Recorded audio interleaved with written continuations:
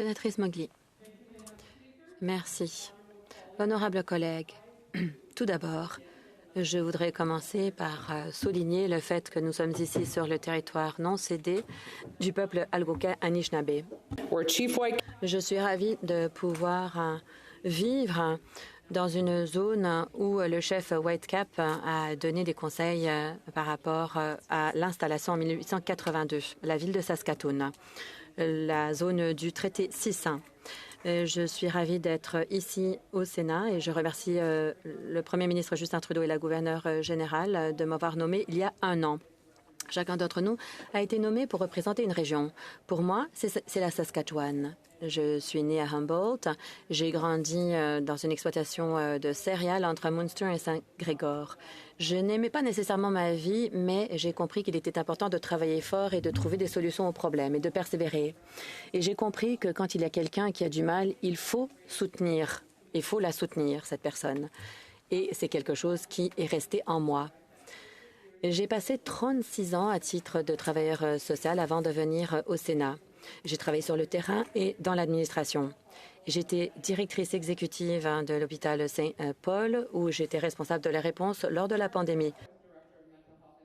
Avant ça, j'étais directrice de la santé mentale et des services de toxicomanie au sein de l'institution de santé à Saskatoon.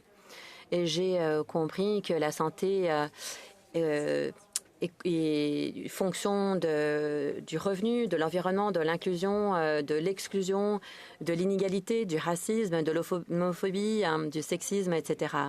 Pour moi, ça m'a permis de comprendre qu'il faut toujours écouter de façon active et qu'il faut reconnaître la dignité de chacun. Et moi, je travaille pour assurer l'équité. Je commence mon cheminement au Sénat et ces principes me tiennent toujours à cœur. Examiner les textes de loi, ce n'est pas un exercice abstrait. Il s'agit de comprendre que nos décisions ont un impact sur tous les Canadiens. J'estime qu'il est important de prendre en compte le spectre de l'humanité, de prendre en compte la situation des premiers peuples, des femmes et des personnes de genre différents pour prendre au sérieux toutes ces préoccupations. Nous savons qu'il y a des inéquités et nous savons que beaucoup au Canada ont du mal avec leur santé mentale et avec la toxicomanie. En Saskatchewan, j'ai travaillé en étroite collaboration avec ces personnes qui ont de tels défis et j'ai vu qu'il y a des problèmes au niveau de la coordination et de la volonté politique. Et les jeunes sont affectés en particulier. Dans un rapport de 2024 qui porte sur la jeunesse et les enfants, nous apprenons qu'il y a une augmentation de 5 fois des problèmes de santé mentale. Et nous savons évidemment que la pauvreté, les traumatismes ont un aspect sur le bien-être mental. Je travaille avec mes collègues pour trouver des solutions à ces problèmes. Et les Premières Nations, les Inuits et les Métis doivent être une priorité parce que nous savons que ces groupes ressentent l'inégalité de premier plan. Lorsque j'ai travaillé comme travailleur social auprès des enfants, j'ai vu donc à l'âge de 22 à quel point c'était vrai. Je me souviens d'un gamin de 6 ans qui a dit à l'école qu'il fallait s'occuper de ses 3 frères et sœurs parce que les adultes étaient intoxiqués et les enfants vivaient dans des conditions atroces. Tous les enfants avaient de l'impétigo, avaient des poux. Le bébé ne grandissait pas comme il l'aurait dû et les 3 enfants étaient pleins d'urine. Il y a un enfant de 5 ans qui a été trouvé par terre, abandonné dans une voiture. Et lorsque j'ai ouvert la porte, la mère s'est évanouie. J'ai transporté les enfants vers une maison d'accueil et j'ai pleuré tout le temps. Je savais dans mon cœur qu'aucune mère ne voudrait que ses enfants évoluent dans une telle situation.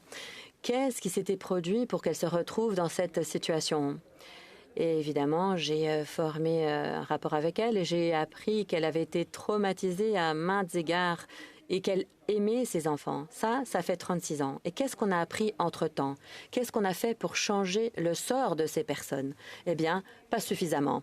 En 2023, 48 jeunes dans des maisons d'accueil ont tenté de se suicider. Le Canada a besoin de mesures de soutien pour les enfants, pour les protéger, pour intervenir de façon efficace, pour avoir un accès privilégié aux services de santé mentale. La toxicomanie et la santé mentale sont interreliées et la crise des drogues toxiques a un effet dévastateur sur les communautés. Entre 2016 et 2022, plus de 34 000 personnes au Canada sont mortes de toxicité des opioïdes. En Saskatchewan, l'augmentation des surdoses et de la toxicité des drogues continue à tuer les Canadiens. Dans l'hôpital Saint-Paul, j'ai vu à quel point le personnel doit traiter des surdoses. Il y en a plein qui quittent l'hôpital en pleurs. C'est ça notre réalité nationale. La crise exige qu'on trouve une approche fondée sur la santé qui est exhaustive et compassionnée. Il faut qu'on mette l'accent sur la réduction des préjudices, la prévention, le traitement, les mesures qui permettent à ces personnes de retrouver la santé. Et il faut que nos politiques prennent l'aspect culturel en ligne de compte. Dans un pays comme le Canada, l'accès aux soins de qualité ne devrait pas être tributaire à la race, aux revenus, à l'orientation sexuelle ou à la géographie.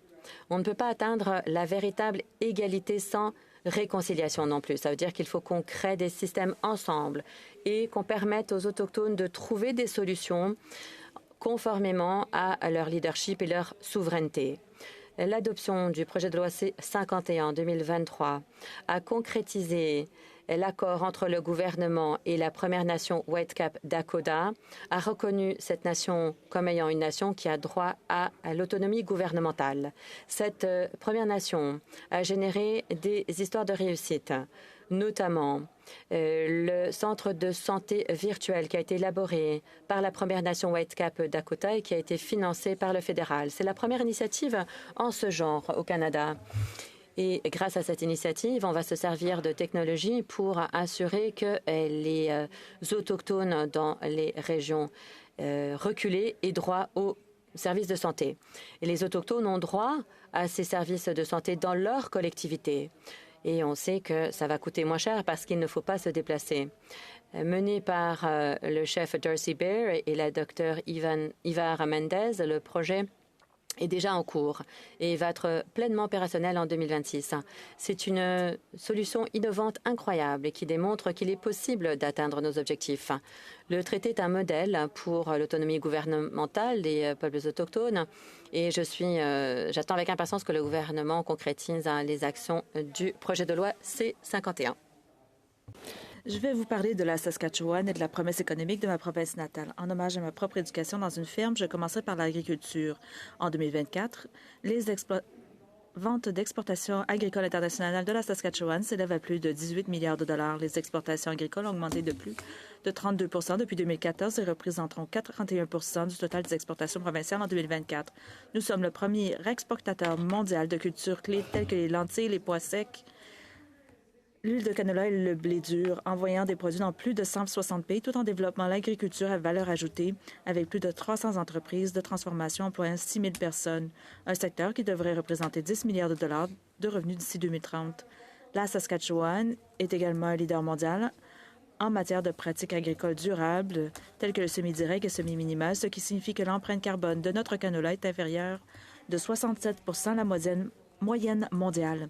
Je suis fière de dire que mon père et ses frères ont été parmi les premiers agriculteurs de la région de Munster, il y a 45 ans, à acquérir un semoir pneumatique et à éviter le travail excessif du sol.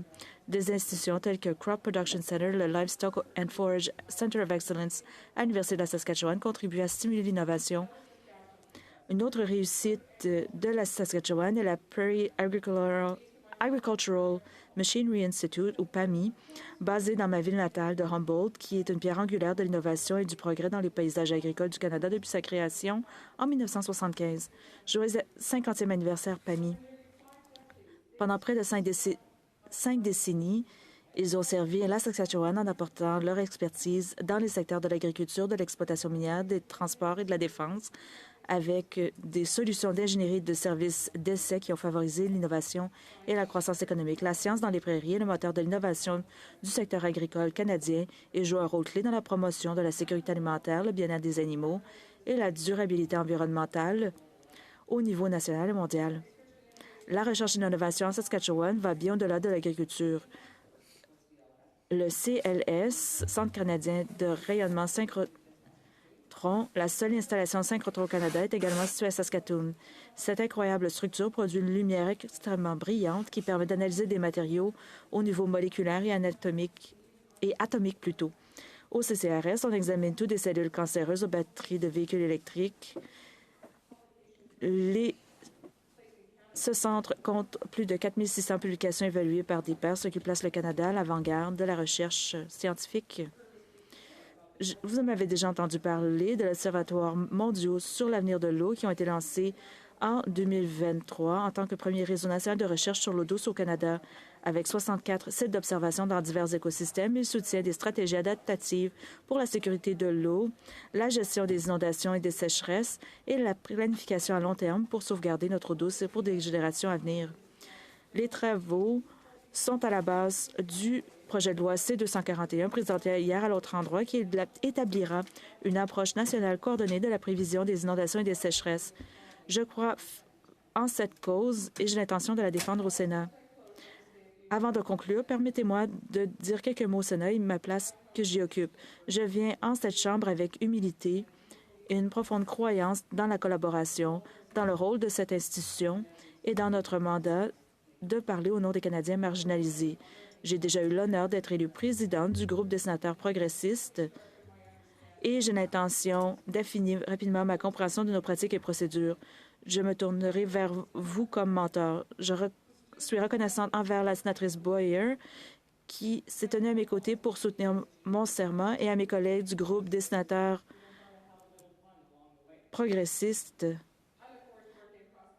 J'ai hâte de travailler avec tous les groupes pour améliorer les communautés que nous représentons. Le Sénat évolue. Comme l'a dit le sénateur Harder, j'aimerais bien qu'il soit ici pour m'entendre. Il a dit, peut-être que je paraphrase un peu, l'indépendance et l'impartialité ne sont pas des faits en soi. Elles confèrent aux sénateurs un sens de la responsabilité, de l'obligation et de rendre des comptes et d'un engagement en faveur d'un examen approfondi de la législation. Nous ne sommes pas là pour rivaliser avec la Chambre des communes, mais pour la compléter, et non pour délivrer des messages politiques, mais pour assurer une surveillance réfléchie. Cela signifie que nous devons veiller à ce que nos débats soient opportuns, nos décisions transparentes, notre collaboration entre les groupes réels, afin que les bonnes idées ne soient pas mises de côté par des habitudes partisanes dépassées et que les mauvaises idées sans mérite ou sans base factuelle ne progressent pas. Je prends ma place ici en tant que sénatrice de la Saskatchewan.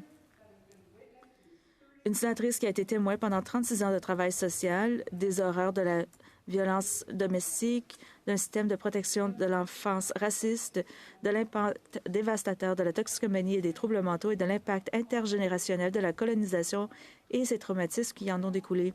Je suis également une sénatrice qui a été témoin de la profonde compassion des gens et de la véritable signification de la communauté lorsque j'ai co-dirigé l'intervention en matière de santé mentale lors de la tragédie des Broncos de Humboldt et de l'extraordinaire compassion pratiquée dans le cadre des soins de fin de vie que j'ai soutenu en assumant des rôles de direction à l'hôpital Saint-Paul et à son hospice communautaire. J'ai également été témoin d'une véritable motivation et de résultats significatifs grâce à un travail mené en commun qui aboutit à la réconciliation. Je suis une sénatrice qui s'engage à faire progresser la législation en faveur du bien-être pour tous, de l'équité et de l'autodétermination autochtone et des politiques qui favorisent la croissance économique et l'excellence scientifique.